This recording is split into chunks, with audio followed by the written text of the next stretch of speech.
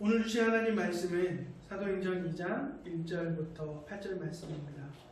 제가 읽어드리도록 하겠습니다. 오순절 날이 이미 이름에 그들이 다 같이 한 곳에 모였더니 호련히 하늘로부터 급하고 강한 바람 같은 소리가 있어 그들이 앉은 온 집에 가득하며 마치 불의 혀처럼 갈라지는 것들이 그들에게 보여 각 사람 위에 하나씩 임하여 있더니 그들이 다 성령의 충만함을 받고 성령이 말하게 하심을 따라 다른 언어들로 말하기를 시작하니라. 그때 경건한 유대인들이 천하 각국으로부터 와서 예루살렘에 머물러 있더니 이 소리가 나매 큰 무리가 모여 각각 자기의 방언으로 제자들이 말하는 것을 듣고 소동하여 다 놀라 신기하게 여기는데 보라, 이 말하는 사람들이 다 갈릴리 사람이 아니냐? 우리 각 사람이 난 곳 방언으로 듣게 되는 것이 어찌 되느냐. 아멘.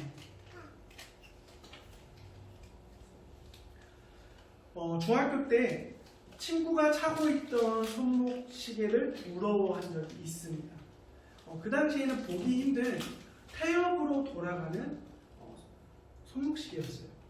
그리고 시계 안에 톱니바퀴들이 돌아가는 모습을 직접 볼 수 있는 당시에는 아주 신기하고 멋진 그런 시계였습니다.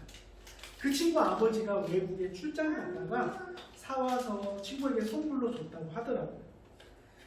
그 당시에는 그 친구가 너무 부러웠고 저도 그 시계를 가지고 싶었습니다. 근데 특히 그 시계의 시침이 십자가 모양이어서 제 눈에는 더욱더 멋져 보였어요. 그때 부러웠던 기억이 대학원 다닐 때까지 제 머릿속에 있었습니다. 대학원을 다니던 중에 우연히 그 친구의 시계와 매우 비슷한 그 손목 시계를 찾게 됐어요. 태연으로 돌아가고 그 안이 투명해서 톱니바퀴까지 다 보이는 그런 멋진 시계였어요. 제가 거금을 들여서 그 시계를 샀습니다. 얼마나 거금을 들였을까요? 5만원? 10만원? 아니요, 18,000원. 메이드 인 차이나라서 저렴하게 그 시계를 구매할 수가 있었습니다. 저렴한 시계였지만 그 시계를 구입하고 난 다음에 기분이 너무너무 좋았어요.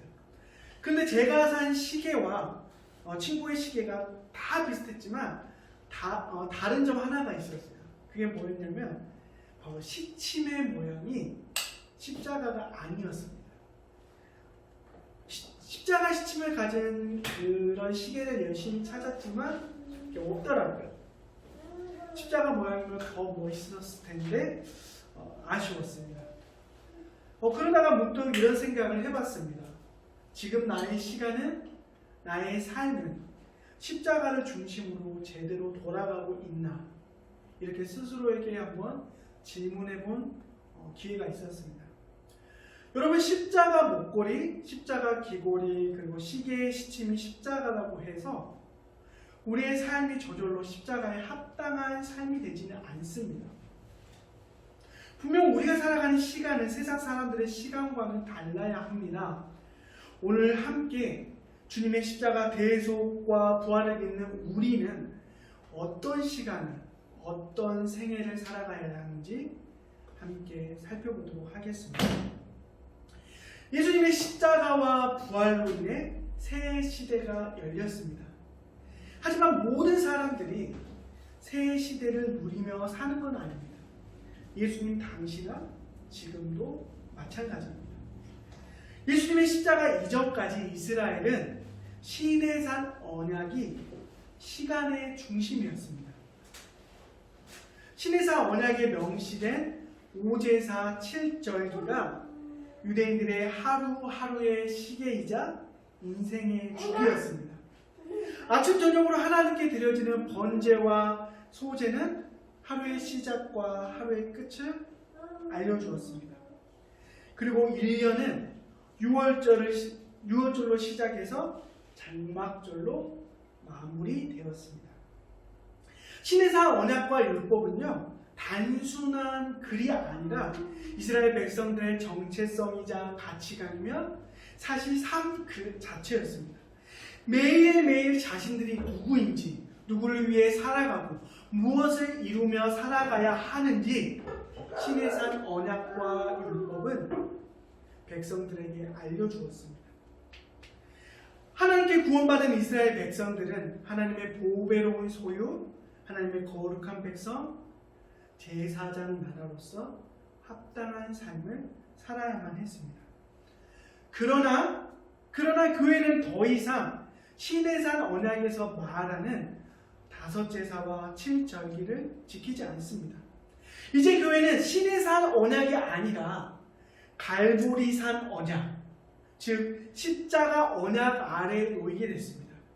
이제 교회는 예수님께서 명하신 새 계명인 사랑의 계명을 지켜야 합니다. 우리의 정체성과 가치관이 새 언약, 새 계명 안에 선명하게 새겨져 있습니다. 그리고 십자가 언약은 신의 산 언약이 담당했던 시계의 역할 또한 이어받게 되었습니다. 여러분, 예수님은 십자가에서 유월절 어린 양으로서 돌아가셨어요. 출애굽 백성들은요, 어린 양의 피를 자신들의 문설주와 문 지방에 칠함으로 하나님의 진노를 피해 구원받을 수 있었어요. 근데 우리가 착각하는 게 하나 있습니다. 우리가 기도할 때도 그렇고 하나님의 임재를 기대하면서 하나님의 임재가 풍성하게 하여 주시옵소서 우리가 이렇게 기도하잖아요. 하나님의 임재는 좋은 겁니까? 나쁜 겁니까? 좋은 거죠. 좋은 거라고 우리가 생각하죠. 하지만 하나님의 임재는 마냥 좋은 것만 아닙니다. 여러분, 하나님의 임재는요, 성경을 보면 뭐를 동반하냐면 심판을 동반합니다. 하나님의 심판이 좋은 겁니까? 하나님의 심판은 두려운 거예요. 무시무시한 겁니다. 하나님께서 마지막 열 재앙 때 직접 애굽 땅에 임재하십니다. 어떤 일이 일어나죠? 출애굽기 12장 12절입니다. 내가 그 밤에 애굽 땅에 두루 다니며 사람이나 짐승을 막론하고 애굽 땅에 있는 모든 처음 난 것을 다 치고 애굽의 모든 신을 내가 심판하리라. 나는 여호와라. 대표성을 지닌 애굽의 첫째로 태어난 사람과 가축 모두 죽임을 당했습니다. 애굽의 모든 생명이 하나님의 심판과 진노로 인해 멸망당했음을, 죽임당했음을 의미하는 겁니다. 오직 이스라엘 백성만이 하나님의 진노를 피할 수 있었습니다. 왜 그렇죠? 이스라엘 백성들이 애굽 사람들보다 좀 더 죄가 없고 거룩했기 때문에 이스라엘 백성들이 하나님의 진노로부터 피할 수 있었습니까? 그렇지 않죠. 유월절 어린 양의 피가 이스라엘의 죄를 대속했기 때문에 이스라엘 백성들은 하나님의 진노의 심판에서 벗어날 수 있었습니다. 이처럼 거룩하신 하나님은 결코 죄를 용납하지 않으십니다. 죄를 짓는 인간이 하나님 앞에 서면 바로 죽습니다. 죄인은 결코 하나님 앞에, 하나님의 임재 앞에 거할 수도 설 수도 없습니다. 그래서 성경을 보면요, 성경 속 위대한 인물들조차도 하나님의 임재 앞에서 벌벌벌 떨었습니다. 그러니까 본능적으로 아는 거예요. 죽을 것 같은 두려움을 느끼는 거예요. 그렇기 때문에 이스라엘 백성들도 하나님께서 임재하실 때 그 현상, 그 모습을 보고 모세에게 뭐라고 부탁합니까? 제발 우리 앞에 하나님이 임재하시지 않도록 모세와 하나님이 1대1로 독대하고 그 내용을 자신들에게 전해달라고 그렇게 말하는 거잖아요. 하나님의 임재는 심판을 동반하기 때문에 그렇게 두려운 것입니다. 그런데 우리도 마찬가지예요. 우리 또한 감히 하나님의 임재 앞에 설 수 없었습니다. 우리도 죄 때문에 바로 죽을 수밖에 없어요. 그러나 어린 양 예수님의 보혈이 저와 여러분을 덮었고 우리를 하나님의 임재 앞에 설 수 있게 하였습니다. 보혈의 은혜로 이제 저와 여러분은 하나님과 동행할 수 있게 된 것입니다. 주님의 십자가 보혈이 하나님과 우리 사이에 화해를 가져왔기 때문에 이런 일들이 일어난 것입니다. 6월절은 이제 주님의 십자가로 대체되었습니다. 초실절 또한 주님의 부활로 대체되었어요. 초실절은 6월절이 지나고 첫 번째 일요일에 지킵니다. 이게 주일이에요. 첫 번째 주일. 이스라엘은 첫 수확한 보리로 하나님께 감사의 제사를 초실절에 드렸고 앞으로 남은 모든 추수에 대한 풍성한 결실을 간구하고 기대했습니다. 이러한 초실절에 우리 주님께서 부활하신 겁니다. 부활의 첫 열매가 되신 거죠. 이를 통해 우리로 하여금 부활의 기쁨과 부활의 확신을 갖게 하셨습니다. 여러분, 우리 모두는 주님께서 부활하신 것처럼 훗날 주님처럼 부활하여 주님과 함께 영원한 복락을 누리며 살게 될 것입니까? 믿으십니까? 아멘? 별로 부활하고 싶지 않은 분위기인데요. 주님은 부활하신 후에 우리가 알다시피 40일 동안 제자들과 함께 하시며 제자들을 회복시키고 훈련시키셨습니다. 그리고 많은 사람들이, 많은 제자들이 보는 앞에서 승천하셨습니다.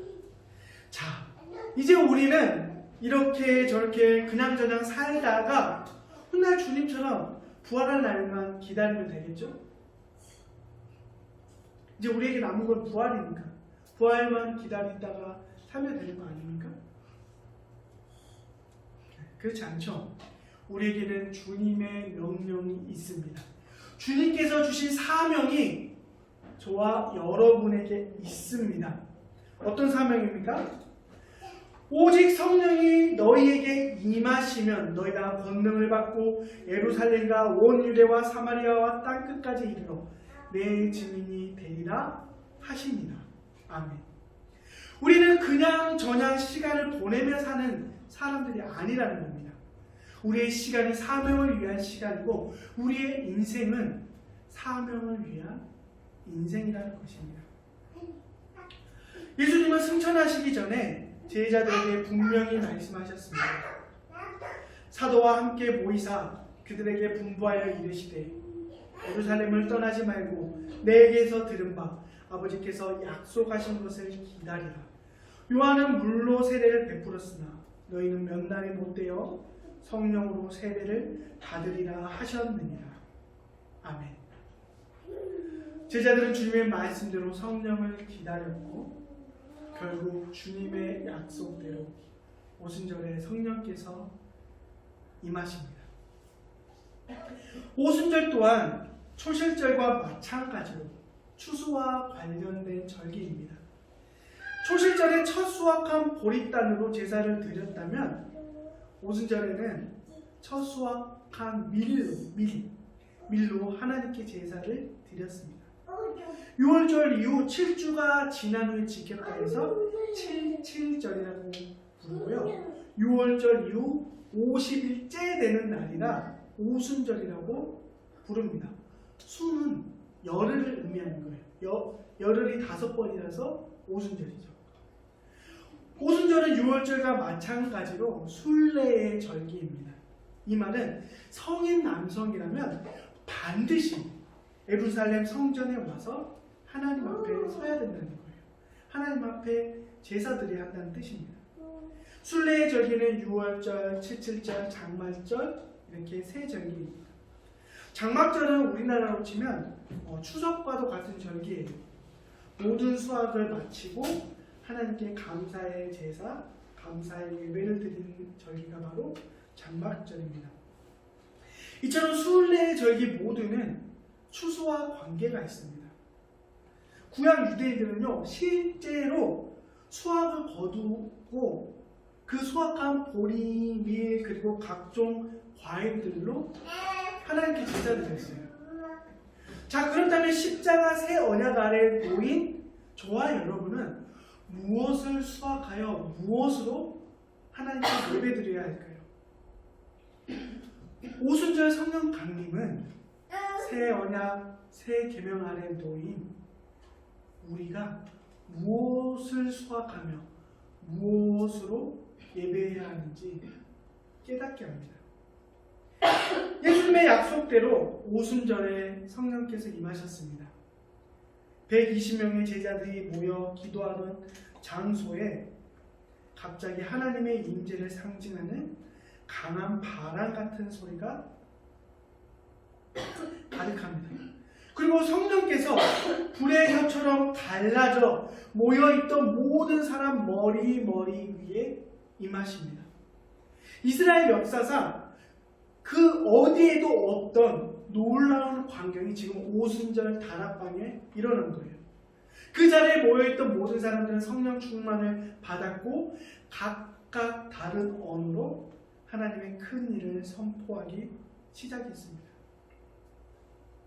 이때 전 세계에 흩어져 살던 디아스포라 유대인들이 오순절을 맞아서 예루살렘에 이렇게 모여있는 상황이었어요.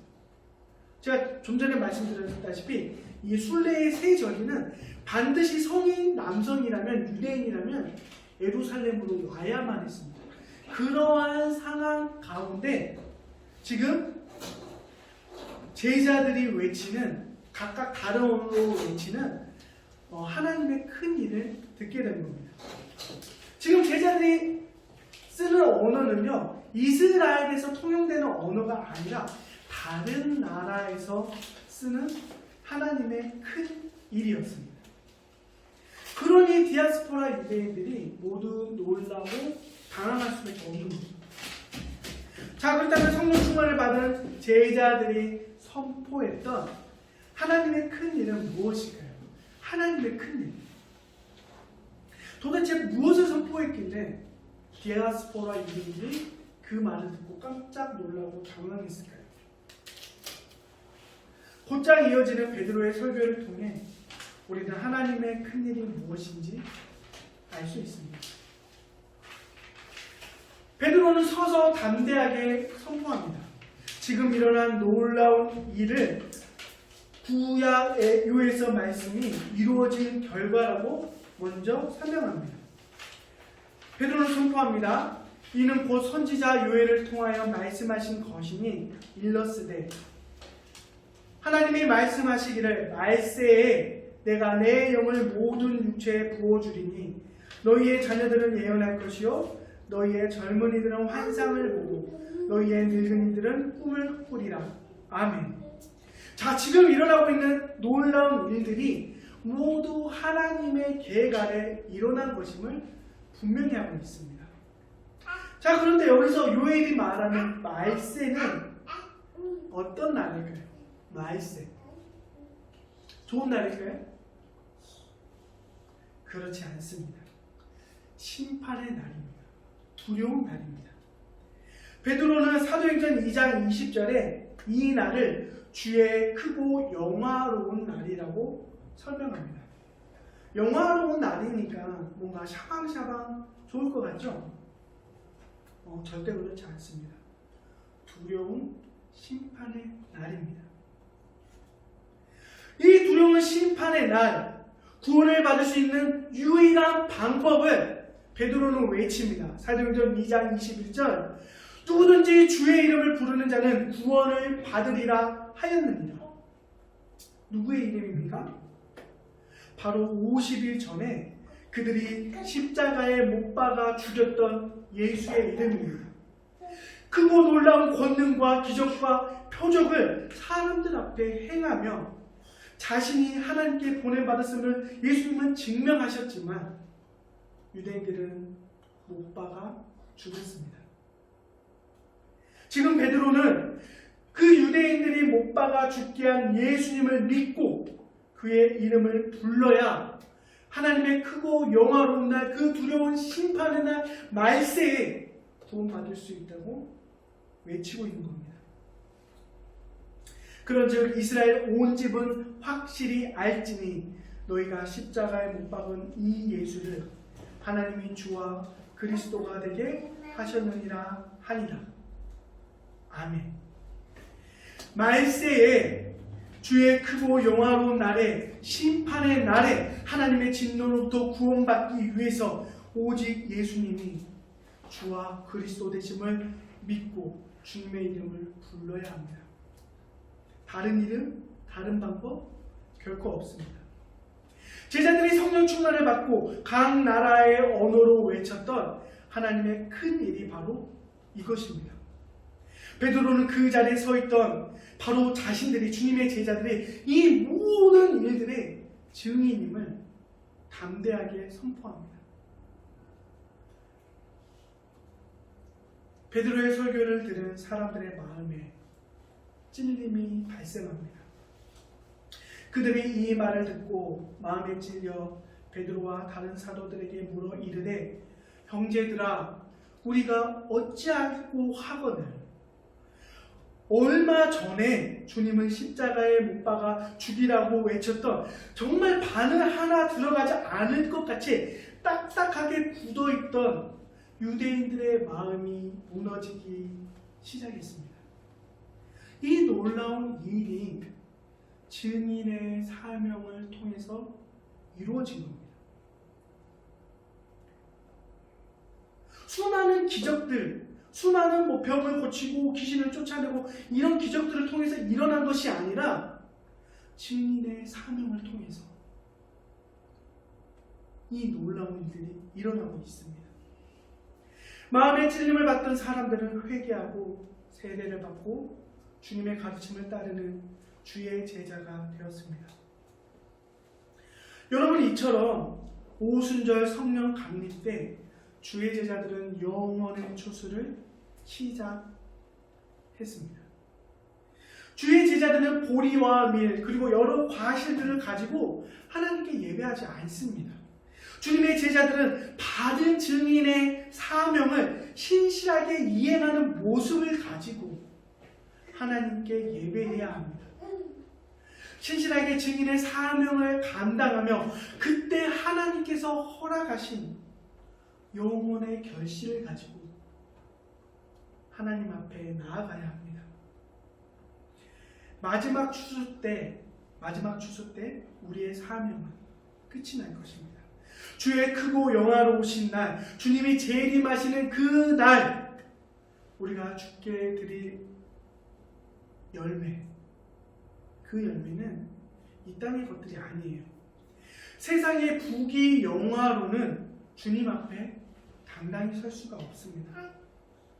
저와 여러분은 지금 무엇을 수확하기 위해서, 무엇을 결실하기 위해서 애쓰고 있습니까? 훗날 저와 여러분은 무엇을 들고 주님 앞에 서기를 원하십니까?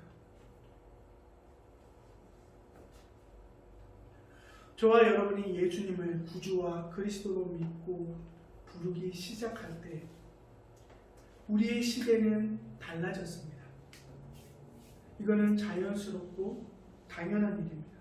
전에는 나를 위한 시간 속에 살았다면 이제는 주를 위한 시간 속에 살아가야 합니다. 전에는 세상의 것들을 수확하기 위해 애썼다면, 세상의 것들을 이루기 위해 애썼다면 이제는 영혼을 수확하기 위해 애써야 합니다. 주님께서 주신 이 증인의 사명을 제대로 감당하기 위해 애써야 합니다.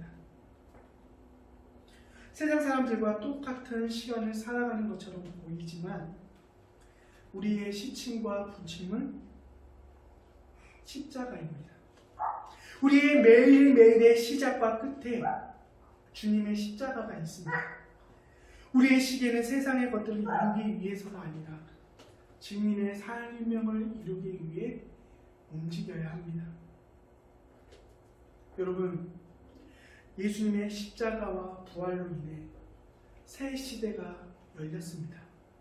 성령 하나님은 우리로 하여금 이 새로운 시대를 제대로 올바르게 살도록 우리를 도우십니다.